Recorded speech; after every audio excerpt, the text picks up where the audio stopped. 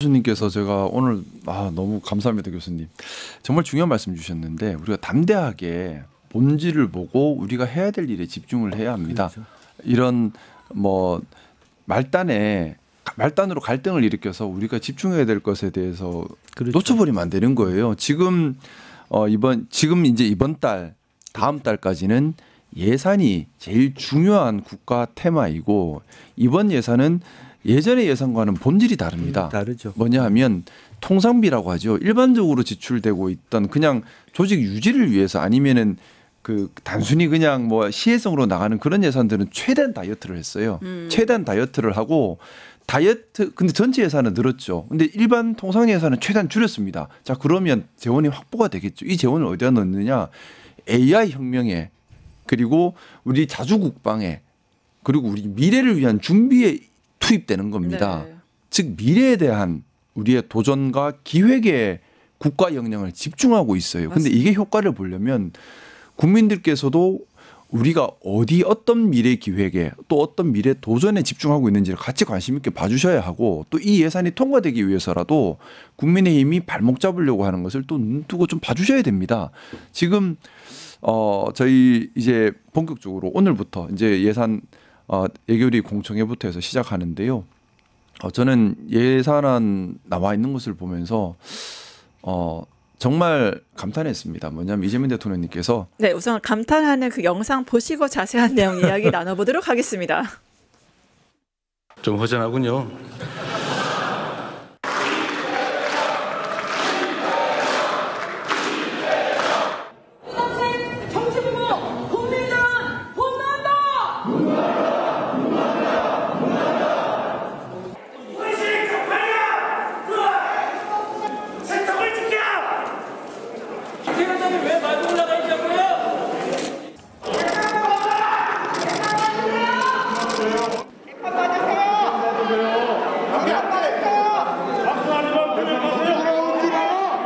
이제 전쟁입니다. 야당을 존중하기는커녕 아예 인정조차 하지 않는다면 야당도 대통령을 집권 여당을 존중할 수가 없습니다. 내년도 국민들의 삶을 우리 국가가 어떻게 책임질지에 대해서 함께 머리를 맞대기 시작하는 날입니다. 그런 점에서 함께 듣지 못하는 것은 매우 유감스럽다. 사실 영상 보면서도 좀 안 들은 귀 삽니다 이러고 싶었는데요. 꺼져라 재판 속개도 얘기하고요. 또 국민의힘은 여전히 전시 상황인 것 같습니다. 뭐 전쟁이다 이런 얘기도 하는데 어떻게 보셨어요? 뭐 지원 말단적인 부분에 아직 꽂혀 있다라고 생각이 들고요. 어떤 면에서는 민주당한테는 다행스러운 장면이다. 그 하나하나 대안을 가지고 야당이 얘기를 하기 시작하면 굉장히 깝깝해지는 부분인데 네. 여전히 단발마처럼 이렇게 그런 표정을 짓고 있는 부분이고 그런 의미에서 사실은 그 이번 국감 전체가 얼마나 국민들한테 볼썽사놓은 부분입니까? 네. 이제 그러면서 예산 정국을 들어가면서 실제로 뭐 특검이 무리하게 어떤 뭐 추경호 전 원내대표라든지 어떤 그 당을 어렵게 만든다. 위기의식을 느끼는 거죠. 저런 반응이 나올 수 있다고 보여지는데 그럼에도 불구하고 가령 그런 것 같아요. 지난번에 우리 그 국민의힘의 장 대표가 네. 실제적으로 뭐 트럼프 얘기를 하면서 우리 조지아에 있는 300명 노동자 수갑 채우는 거 보니까 결과적으로는 우리나라 경찰이 교회를 급습하는 것 때문에 그렇게 됐다. 프레임에 그렇게 생겼죠. 그런 말도 안 되는 얘기를 하는 게 얼마나 사실은 야당 수장답지 않은 행태를 보이는 거거든요. 네. 이제 그런 거와 마찬가지로 지금 오히려 지금 우리는 캄보디아 사태 같은 경우를 보면서 제가 안타깝게 생각하는 거는 직원 5명이 행정직 2명, 경찰 1명 이런 구조를 보면서 질책할 것이 아니라 어떻게 충분히 재외 동포들이라든지 또 재외에서 위협받는 우리 국민을 보호할 수 있느냐 이런 것을 어떻게 예산에 반영할 것이냐 이런 논의를 좀 해줘야 돼요. 그래서 이런 좀 그 건강한 당정 관계 그리고 정책적인 정당으로의 지향을 가진다 그러면 이제는 야당의 씨를 말릴 수 있는 오히려 그런 적절한 대안이 될 수 있다고 보여집니다. 네, 저 시장연설 아까 얘기하다가 중단되는데 전체적인 평가 어떻게 보세요? 저는 정말 진정성이 담겨 있고 또 국가의 미래 기획과 방향성에 대해서 말씀하신 좋은 자리였다고 생각하고요. 시정연설이라고 하는 것 결국에는 우리 정부가 준비한 내년도 국정 방향에 대한 설명입니다. 그리고 이제 국회에서 국민들을 대신해서 심사를 하지요. 심사를 할 때에 이런 방향성이 있으니 이걸 감안해서 심사해 달라. 그래서 시정연설에서 국회의원이 참석하는 것은 국민에 대한 중요한 의무입니다. 그런데 지금 국민의힘에 보면 막말과 또 이해할 수 없는 행동으로 전혀 동참하지 않고 있죠. 여기서 우리가 세계의 대권 저는 하나라고 생각합니다. 뭐냐면 휩쓸리면 안 됩니다. 국민의힘은 정치 수준을 떨어뜨리고 정책 단투비 아니라 그냥 말 그대로 난장판 정쟁판으로 끌어내리려고 하는 거예요. 거기에 우리가 휩쓸려서 같이 해버리면 대한민국 정치가 후퇴하고 이재명 대통령께서 하려고 했던 이런 국정 기조가 우리가 달성할 수 없게 됩니다. 그래서 국민의힘에 휩쓸리지 말고 우리 민주당은 더 책임 정당으로 더 책임 정치답게 정책 중심으로 더 꼼꼼하게 일을 해 나가야 한다고 생각하고요. 또 교수님 주신 말씀처럼 당연하겠지만 대통령실과 사전 사후 조율, 특히 정무적인 부분에 있어서는 진행하기 전에 충분한 숙고가 필요하지 않나.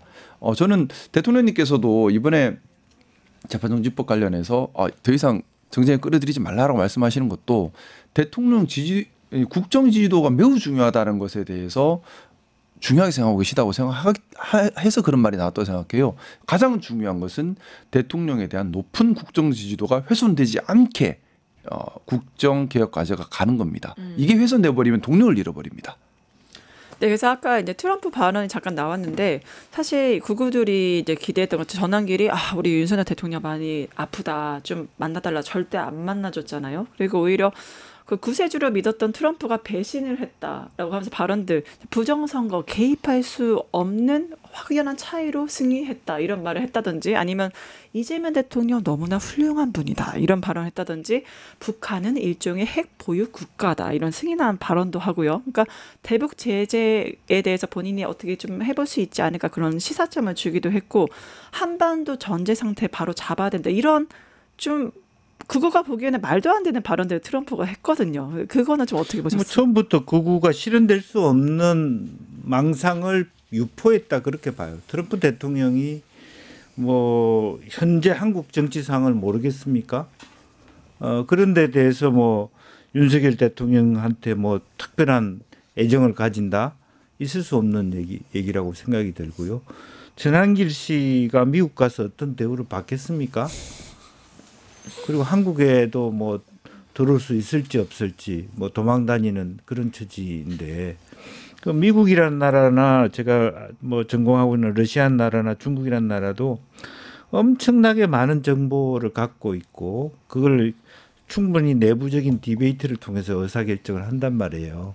그런데 그런 현 정부 대통령 지지율, 그래서 그것도 중요한 겁니다. 한국 사회에서 이재명 대통령이 어떻게 평가받고 있는가를 볼 수밖에 없고, 물론 그 실제적으로 보면 트럼프 행정부의 우파 중에서는 이재명 대통령의 이데올로기에 대해서 문제 제기하는 사람도 없잖아 있을 거예요. 그럼에도 불구하고 지금 트럼프 대통령이 전 안보보좌관 볼튼에 대해서 어떻게 하고 있습니까? 재측하고 있잖아요.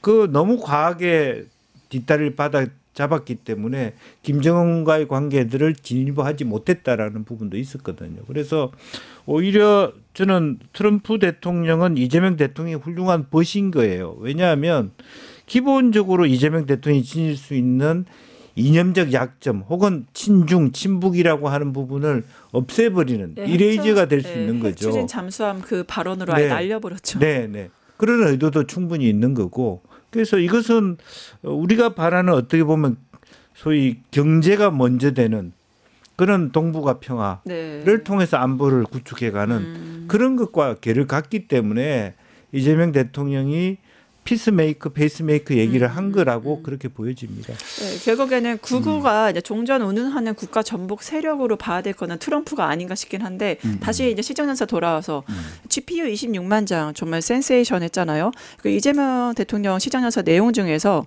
박정희의 산업화 고속도로, 박정희 대통령, 그다음에 김대중의 정보화 고속도로, 그다음에 AI 고속도로를 나 이재명이 하겠다라고 했죠. 이게 좀 어떤 함의로 우리가 봐야 될까요? 말 그대로 제가 말씀드렸던 것처럼 미래 기획, 우리 대한민국의 미래에 대한 도전 과제를 정확하게 정리하신 겁니다.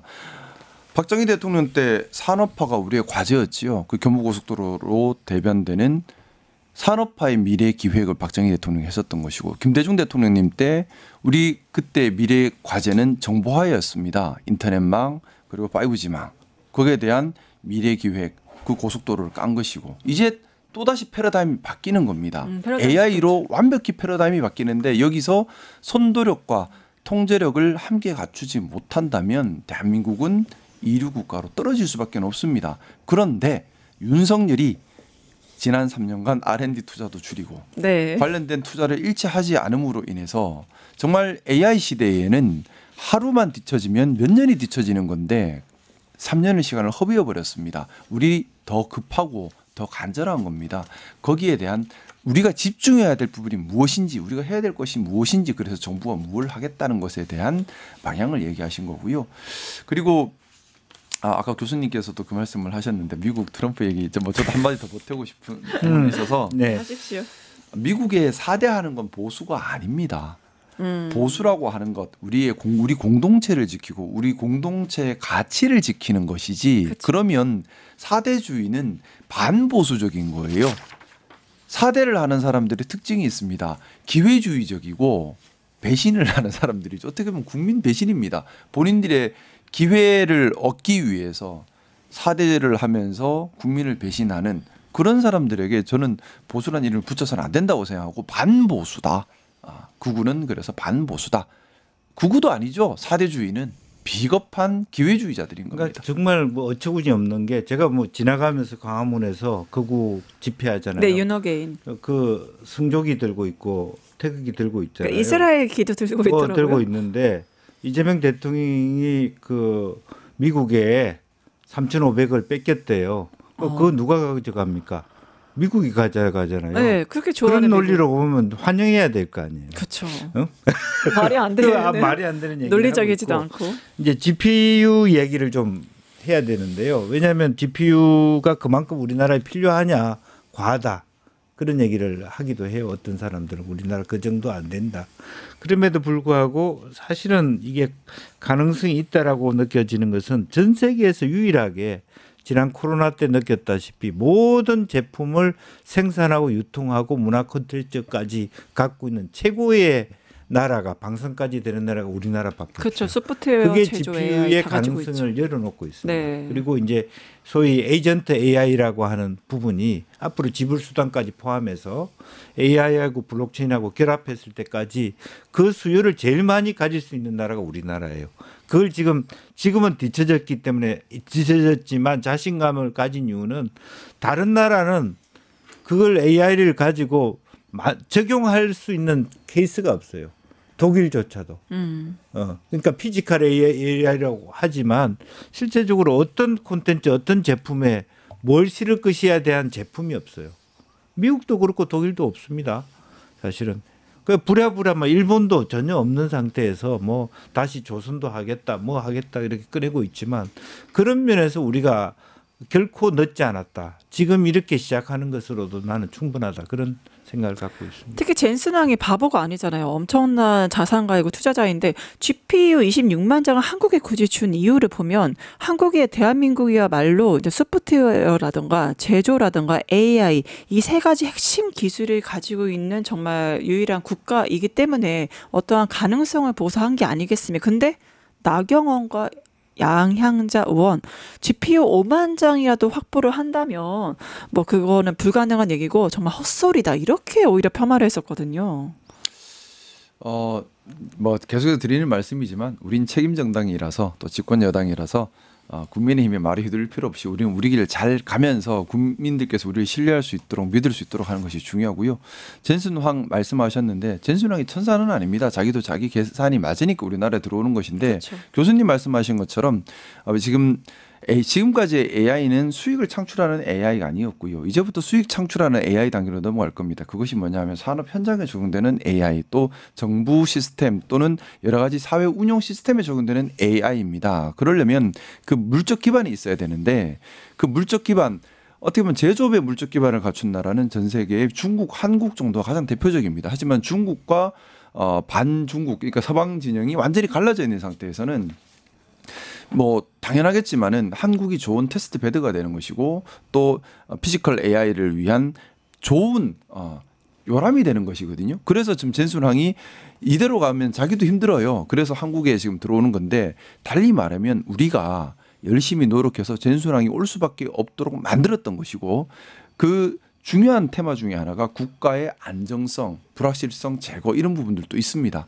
그동안 우리 국민들께서 정말 노력하고 애쓰셔서 대한민국을 제조업 강국으로 만들어 오셨지만은 정치가 그걸 뒷받침하지 못해서 불확실성을 만들었고 그것 때문에 좋은 피지컬 AI 요람이면서도 오지를 못했었는데 이제 정치의 불안전성이 어느 정도 극복되면서 올 수 있는 길이 열리는 겁니다. 또 적극적으로 AI 중심 지원을 하겠다라는 정부의 기조와 방침도 큰 역할을 했다고 생각하고요. 저는 어제 대통령님 시정연설 중에서 국민들을 믿습니다 하는 그 말이 정말 와닿았습니다. 우리 대한민국 국민들께서 만들어 주셨고 지켜가고 계십니다.